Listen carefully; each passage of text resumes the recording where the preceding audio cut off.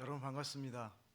저는 노량진 수산시장 건너편에 위치한 강남교회 이제 담임이 된 지 한 14년이 되었습니다. 제가 그 근처에도 큰 병원들이 있는데 저는 부임하자마자 서울역에 있는 연세대 세브란스 병원에서 관리를 받으면서 지금까지 왔고요. 그 김도영 선생님한테 치료를 지금 받고 있습니다. 다행히도 치료가 잘 돼가지고 목회를 계속할 수 있어서 좋고요. 곽고철 교수님께서 생태계주일에 저희 교단에서 그런 교수님 찾아보기가 어려워서 모셔가지고 말씀 듣다가 오늘 이렇게 인연이 된 것 같습니다. 저는 사실 연대를 너무 오고 싶었습니다.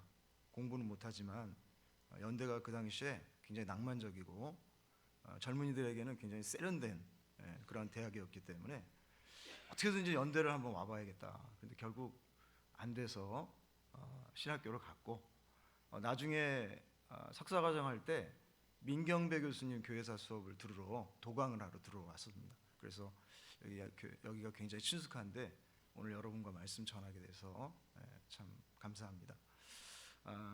성경이 세상과 예수님의 관계를 다음과 같이 말씀하고 있습니다. 요한복음 1장에 보면 그가 세상에 계셨으며 세상은 그로 말미암아 지은 바 되었다. 예수님 자신이 말씀하셨습니다.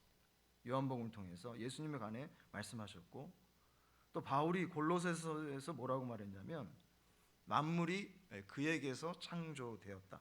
또 그로 말미암고 그를 위하여 창조되었다. 이렇게 바울이 선언을 합니다.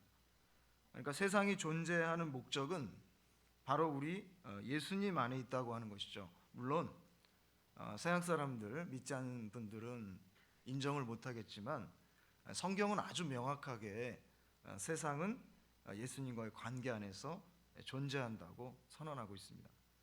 자, 이와 같은 관계가 하나님께서 우리에게 위임하신 삶의 여러 가지 상황을 통해서, 구체적인 상황을 통해서 드러나게 됩니다. 예를 들면 결혼 생활도 마찬가지고, 또 정치 관계도 마찬가지고, 심지어는 권력도 하나님으로부터 온다 이렇게 말합니다. 오늘은 이제 노동에 대해서 함께 좀 말씀을 나누려고 하는데요. 이런 모든 구체적인 삶의 관계를 이렇게 다 포괄하고 있는 곳이 어디냐면 바로 거기가 교회입니다. 많이 비판받고 비난당하고 있지만은 교회의 머리가 예수님이라고 우리는 고백하기 때문에 우리가 살아가고 있는 교회의 지체들인 여러분들이 살아가고 있는 삶의 모든 상황들이 사실은 교회와 연관이 되어 있습니다. 따라서 우리가 교회 생활만을 어떤 거룩한 생활로 생각하고 이 노동과 같은 일상적인 삶을 예수님과 무관한 삶으로 생각한다면 신앙생활도 어려워지고 우리의 삶도 그만큼 힘들어지는 것이죠. 성경에 보면은 최초의 인간에게 노동의 위임이 하나님으로부터 주어졌음을 보게 됩니다. 오늘 읽으신 말씀이죠. 여호와 하나님이 그 사람을 이끌어 에덴 동산에 두었고 그것을 경작하고 지키게 하셨다. 하나님은 세상을 창조하시고 그 세상을 인간이 다스리도록, 인간이 일해서 경작하도록 위임을 하셨다는 겁니다. 그런 사명을 주셨다는 겁니다.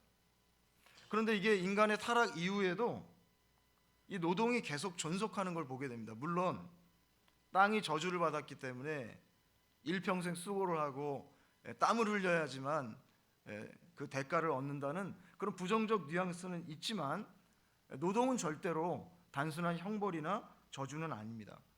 여전히 노동은 타락한 이후에도 하나님이 인간에게 허락하신 신적인 영역이다. 그리고 신앙인들에게는 그 영성의 훈련과 또한 은혜를 경험할 수 있는 현장임을 우리가 꼭 기억할 필요가 있습니다. 근데 이제 노동이, 이런 거룩한 노동이 문제가 된 거는 성경에 보면은 가인의 등장 이후입니다. 가인이 하나님을 본격적으로 떠나면서 노동이라고 하는 것이 굉장히 심화되고 확장되면서 문제가 생기게 됩니다. 가인의 후예인 에녹이라는 사람이 최초로 도시를 건설하게 됩니다. 그것을 에녹성이라고 자기 이름을 붙여서 지었습니다. 뿐만 아니라 여러분도 아시는 것처럼 그 이후에 뭐 유발이라든가 야발이라든가 두발가인이라든가 발이 등장하는 그런 인물들이 계속 등장합니다. 아마 여기에 계시는 전문의들도 이 당시에 어떤 이 발자에 들어가는 분들이 아닐까. 전문 직종이죠. 뭐 농업계통이나 산업이라든가, 아까 우리 연주 너무 훌륭하게 해주셨는데, 이제 저분 같은 경우가 이제 유발에 해당하는 분입니다. 음악의 은사가 있는 분이죠. 두발가인처럼 어떤 그 테크놀로지, 기술 영역입니다. 이러면서 인간 사회 안에 산업, 과학, 예술의 영역들이 점점 더 확대되고 발전되게 되면서 노동에 문제가 생기게 됩니다. 사실은 신앙인은 누구보다도 창의적으로 일을 하고 열심히 일을 해야 합니다. 여러분 직장에 와서 남들 다 일하는데 혼자 큐티하고, 남들 열심히 뛰어다니는데 혼자 기도하고, 그런 거 안 하시죠, 여러분은? 저는 하지 말라고 가르칩니다. 그런 거 전도에 방해된다고. 오히려요, 열심히 일해야 합니다. 자, 그런데 이런 삶 자체가 결국에는 긍정적으로 보면 나중에 이 기술이 발전해서 성막을 건설하는 출발점이 됩니다. 그리고 악기를 통해서 하나님을 더 찬양하는 예배로 발전하게 되고, 또 종말에 완성될 하나님의 도성을 그릴 수가 있습니다. 이런 여러 가지 예술이나 문화나 기술을 통해서요. 자, 그런데 노동이 인간으로 하여금 점점 더 이 자아를 극대화시키는 경향이 있습니다.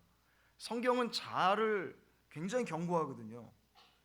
이게 이제 극대화되다 보면 하나님과 척을 지게 되고, 하나님과 멀어지게 되고, 급기야는 자기 자신이 하나님의 자리에 들어가게 되는 그런 안 좋은 결과를 갖고 오게 됩니다. 노동이라고 하는 것이.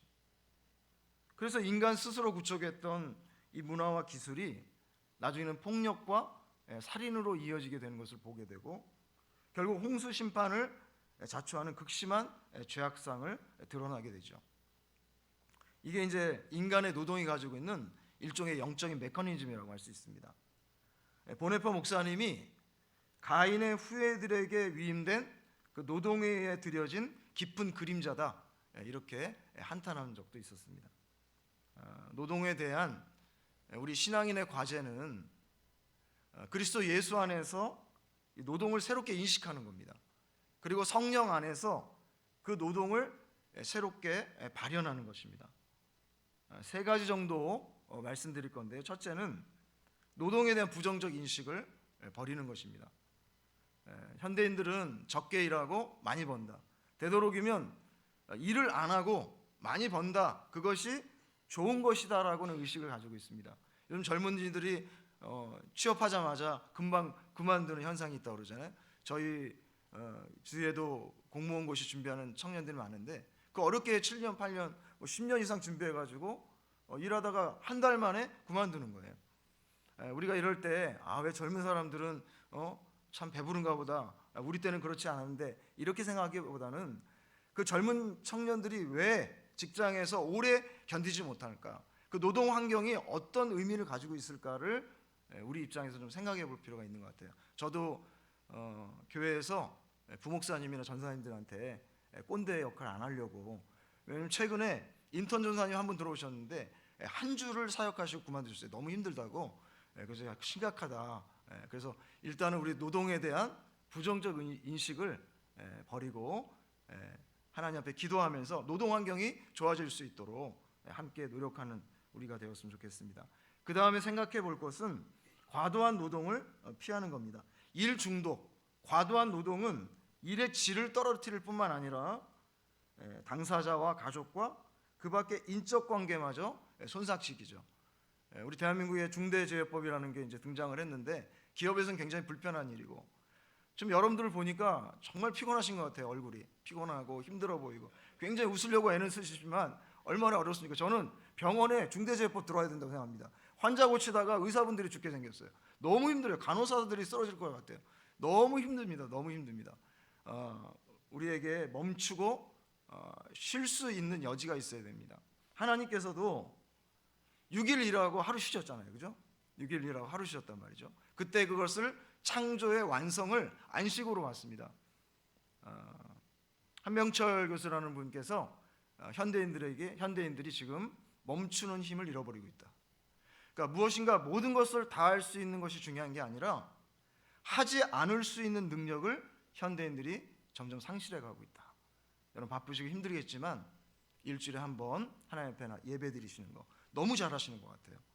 이 자체가 너무 귀한 일이고 이것이 병원 전체로 볼 때는 참 소박하고 보잘것없는 일 같지만 여러분이 지금 하나님 앞에서 말씀 듣고 쉬는 이 힘이 병원 전체를 더 풍성하게 하고 윤택하게 하는 줄로 믿습니다. 마지막으로 여러분의 노동이 사람과 환경을 살리고 하나님께 영광을 돌리는 일이 되었으면 좋겠어요.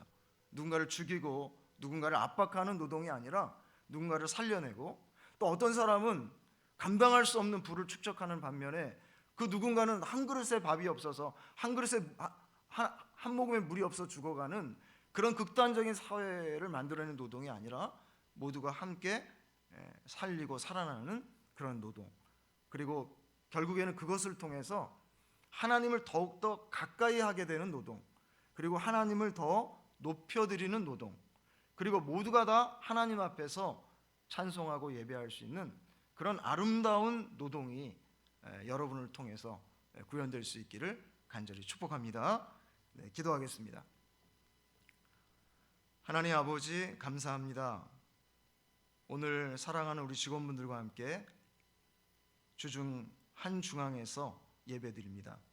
특별히 힘들고 어려운 분들 불쌍히 여겨주시고 숨 쉴 수 있도록 도와주시옵소서.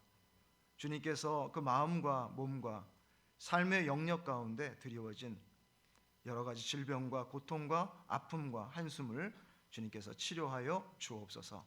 매주마다 모이는 이 모임을 통하여서 이곳이 더욱더 아름다운 하나님의 창조의 현장이 되도록 도와주시옵소서.